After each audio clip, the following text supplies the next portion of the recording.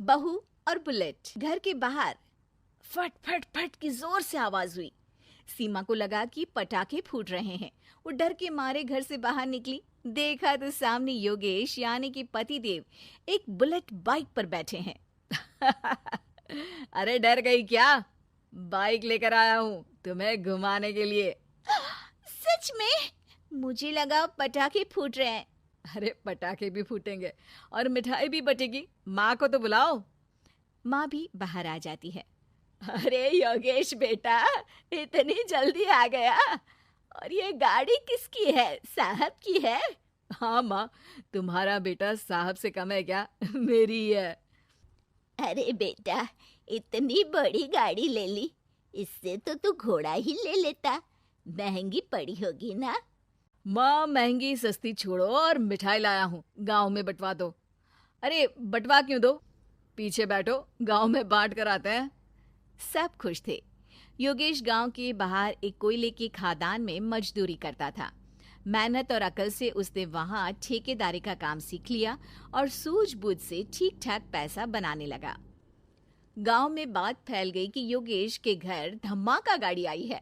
ऐसी गाड़ी पहले कभी किसी ने गांव में तो देखी नहीं थी। योगेश और माँ गाड़ी से वापस घर आ जाते हैं। बेटा, बाबूजी ऊपर से देख रहे होंगे और आशीर्वाद भी दे रहे होंगे तुझे।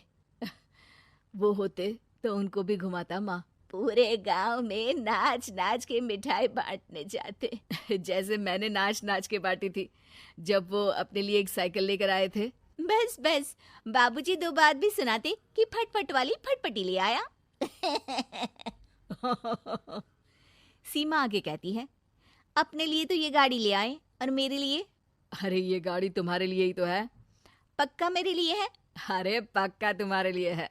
अगली सुबह जब योगेश सो रहा होता है तो उसे बाहर से गाड़ी की आवाज आती है। वो घबरा कर चिल्लाता है, चोर चोर, मेरी गाड़ी ले जा रहा है, चोर चोर।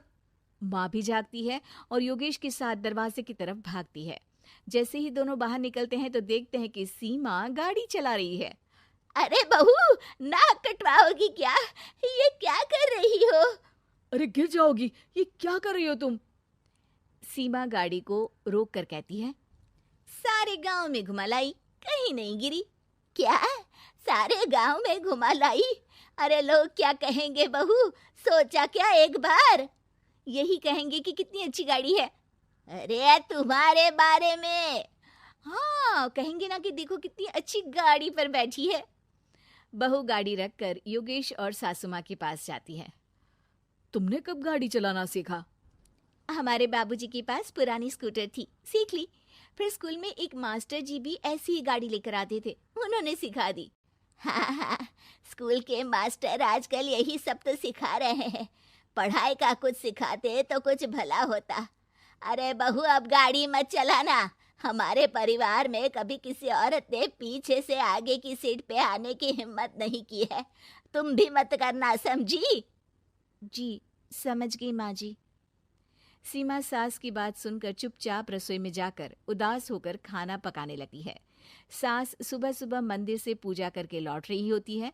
तभी उसे दो औरतें रोक लेती हैं और कहती हैं, अरे बहू को थोड़े अच्छे लक्षण भी सिखा दो। गाड़ी चलाने निकली थी, गांव की मर्यादा का कोई ख्याल नहीं है। वही तो। अरे पैसे आने लगे हैं तो क्या मतलब कि किसी रीति रिवाज को नहीं मानोगे? अरे समाज में रहना है तो समाज के ढंग से ही रहना पड़ता है। अरे लाज भी नहीं आई बहू को? चूल्हे चौके से निकलकर सीधे गाड़ी लेकर चौराहे चबूतरे नाप लिए, फट फट फट करते हुए। अरे कुछ कह देना उसे। अरे ये क्या कहेगी? बूढ़ी सास है, इनकी थोड़ी ना चलती होगी घर में। हाँ, बहू की ही चलती होगी, मर्जी भी और गाड़ी भी। सास सब सुनकर घर आती है और बहू को चिल्ला के बुलाती है, अरे नाक कटवा दी सबके सामने गाड़ी चलाकर। औरत जात गाड़ी नहीं चलाती। शहरों में तो 4 पहियों वाली गाड़ी भी चलाती हैं और हेलीकॉप्टर, हवाई जहाज भी। शहर में थोड़ी ना रहती हो मैडम साहिबा।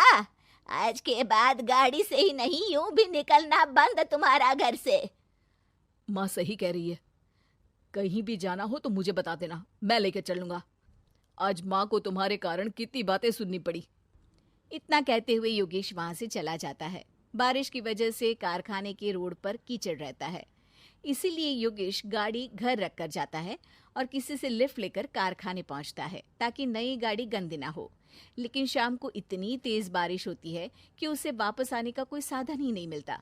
बारिश बढ़ती जाती है। रात के 11 बज जाते हैं। रास्ते में एक नदी का ब्रिज है। अगर उस पर पानी आ गया तो योगेश कारखाने में ही फंस जाएगा। पूरी रात भूखे प्यासे बितानी पड़ेगी। घना अंधेरा, बिजली की कड़कड़ाहट और तेज बारिश। राजेश डर भी रहा था, ठंड से कांप भी रहा था। तभी उसे रोड से आती हुई एक रोशनी दिखती है। वो देखता है कि उसके सामने एक बाइक आकर खड़ी हुई है।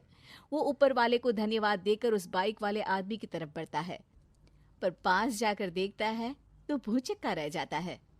सीमा, तुम यहाँ इतनी बारिश में गाड़ी पर? पहले बैठो तो, नदी ब्रिज पे आ जाएगी तो जाना मुश्किल हो जाएगा। योगेश गाड़ी के पीछे बैठता है। सीमा गाड़ी चला रही है। मैंने तो तुमको पहचाना ही नहीं। गाड़ी की आवाज तो पहचानी होगी ना। अरे पर मुझे नहीं पता था कि तुम आओगी। अच्छा किया कि तुम आ गई।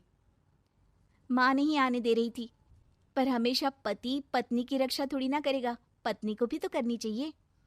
योगेश को सुबह अपने किए पर पछतावा होता है। उसकी आंख में आंसू आ गए जो बारिश की बूंदों में बह गए थे।